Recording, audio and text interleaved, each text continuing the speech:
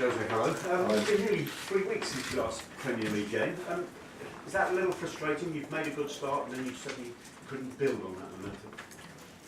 Yeah, but we knew it. We knew it. We had that week with 3 matches in the Premier League. The first one always difficult. Aston Villa was hard, and after that we went to the Champions home, so it was an important, difficult week for us. Of course, we want to keep playing, but we had the Super Cup. After that, the players went to the national team, almost all of them. But we were quite lucky because nobody went back with problems, and that is something that always worries us when so many players go to national team duty, but all of them, they come in fine. We have every player at our disposal. And now is a good period, the period that everybody wants, because it's a period where everybody feels they are going to have a chance. We play consecutively 3 competitions now at the same time. Everton, Basel, Fulham, Swindon, Tottenham, Steaua Bucharest. Now every 3 days we have a game, so I think it's very good for the players by the motivational point of view. Are we going to see the debut of Samuel Eto'o tomorrow, and if so, what can we expect from him in the Premier League? Hey, we will be selected, and when you are selected and you are a striker, normally you play, or you start the game or you finish the game, but normally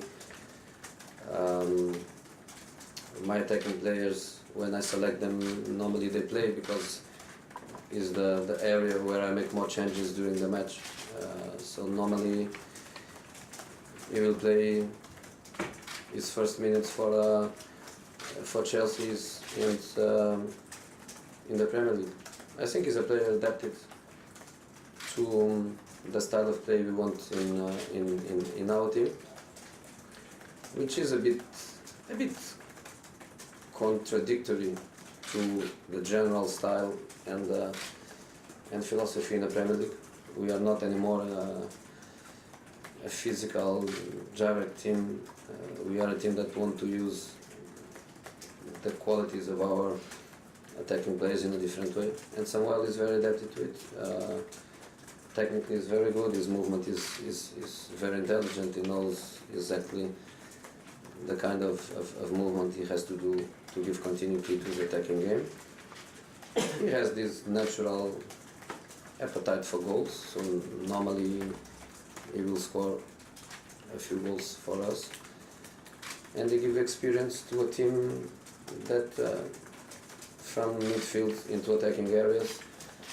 Fernando is the oldest one, and he's a young guy, so everybody is very, very young. For example, against Bayern, Schürrle, Oscar and Hazard, the 3 players behind Fernando, all of them under 22. So I think Samuel is a player to add some experience to a young area of the play.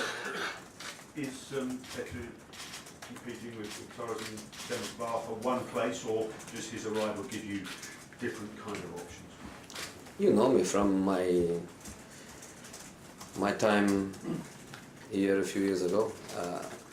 Normally I start with 1 striker.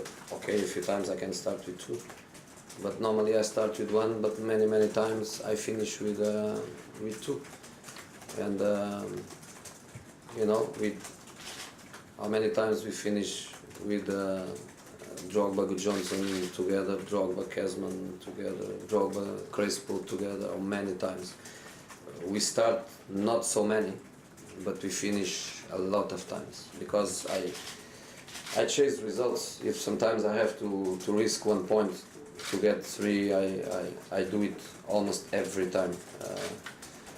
For example, against United I didn't, because I felt it was an important point for us, but normally I risk 1 point to go for 3. I like to have strikers on the bench, and I like to finish matches with with two of them. That's why this group of three is fundamental, to have three strikers, because it's very rare. I don't make changes, and I need them.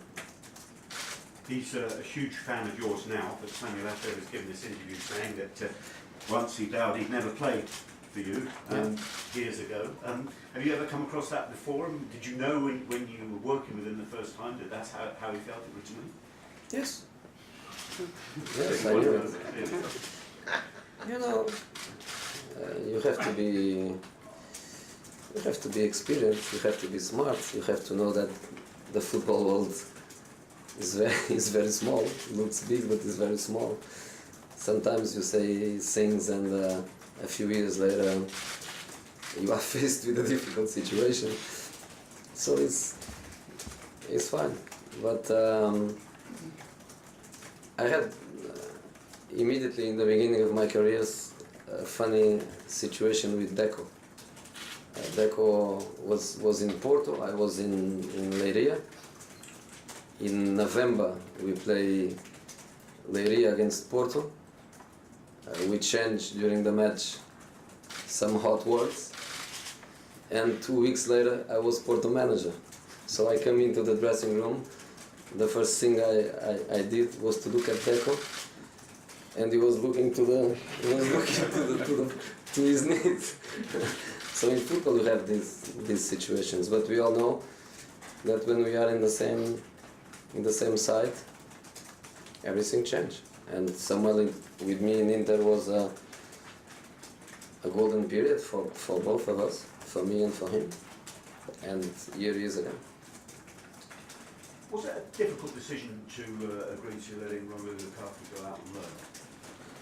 Not so hard, because it was something that he was very keen to do. You know, the kid wants to play every weekend. I don't know if Roberto promised him that, but the kid is more keen on that than compete every week against other big players for a position. He's a great kid, and that's why we don't want to sell him. We didn't sell him when we had proposals, and good proposals, to do it. We all believe he's a player for many years at Chelsea, but he was the first one to open the door for that. So when the player is very, very happy to go, and we did Samuel, was quite a good way to resolve the situation, because we kept three experienced players for a position that demands a lot in this Premier League, and at the same time we left him go happy, which is important. Can I just finish by asking you one not Chelsea related question, but we're asking managers whether or not they'd agree with the idea of a World Cup being played in the winter, if it does happen in a few years' time. Do you have any views on that, for or against? I think with the climate changes, probably at that time summer becomes winter and winter becomes summer. So maybe it's not a problem. Jonathan. The transfer window is shut, which I'm sure you're pleased about. Apart from yourselves, who do you think were the main beneficiaries in the Premier League from the window? I think Tottenham is the champion by distance.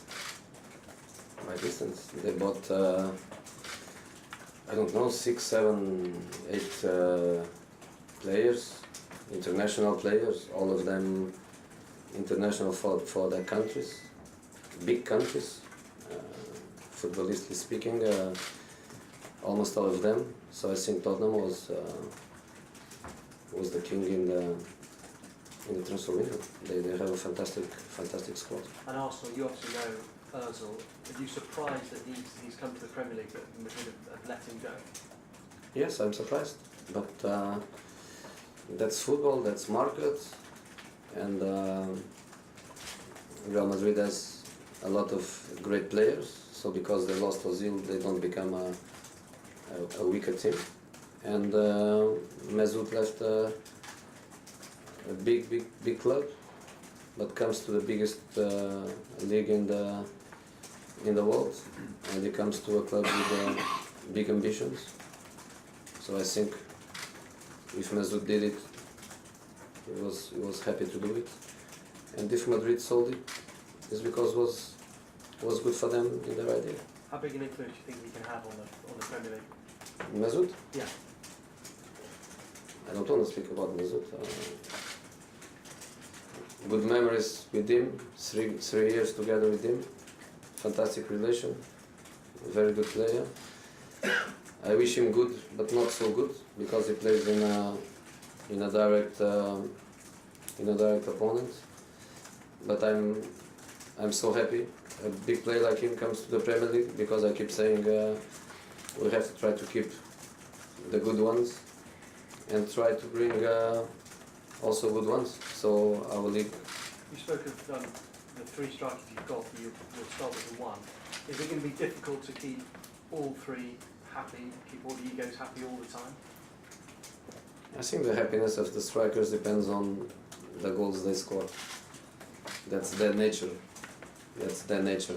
A striker was born to score goals, so they can play more or less, more minutes or less minutes, start or coming from the bench. I think their natural happiness depends on the goals they score and the importance of goals they score. So I believe that the happy one will be the one with more times to feel that special feeling that strikers feel when they score important goals. And is Mata a happy one? Where does he fit in all of this, with Willian obviously coming in, Schürrle? Where's he in your plans, would you say? Where he is? Yeah, Mata, where's he in your plans? He's in the same plans as all the others. He's a player I like very much. That's why he's here. He's a player I trust a lot. He's a player that will fight for positions like everybody else. He's a player that sometimes starts the match, sometimes he's on the bench, and hopefully not, but maybe sometimes he has to be not selected like everybody else, because the squad is good, the squad is competitive, and as I was saying before, with so many matches coming consecutively, 3 days, sometimes I will make strange decisions at your eyes, but decisions where I think further than the next match, and I think about the ones that are coming, and sometimes I will leave out of selection an important player because I want to have him at his maximum level for the next match. I want the players to think only with one match, the next one, but I have to think further than that as a manager. Martin. Hi Jose. Do you think of this game, Everton, as the same sort of game as Manchester United away and Bayern Munich in terms of the way you're going to pick your team and set out your side? Everton had a lot of possession, as you would expect Manchester United to have against you and Bayern against you. Is it the same sort of challenge? I think every match is difficult. I think Everton is a good team. Goodson Park is a difficult place to play. It's not easy to get good results there. I think their records at home is always normally better than away. I watch on my study time twice their game last year, Everton against Chelsea in December, and the 3 points come in the wrong direction. Should stay there because they were better than Chelsea in that match. So I know it's difficult, but in this league no match is easy. what I can say is that we want to win. We want to win. A point is a positive point, or 2 points that you lose. I don't know. Only in the end of the season we can make that analyze. So we are going to try to win, knowing that they're a difficult side, but our approach will be try to get the 3 points. Hello, Jose.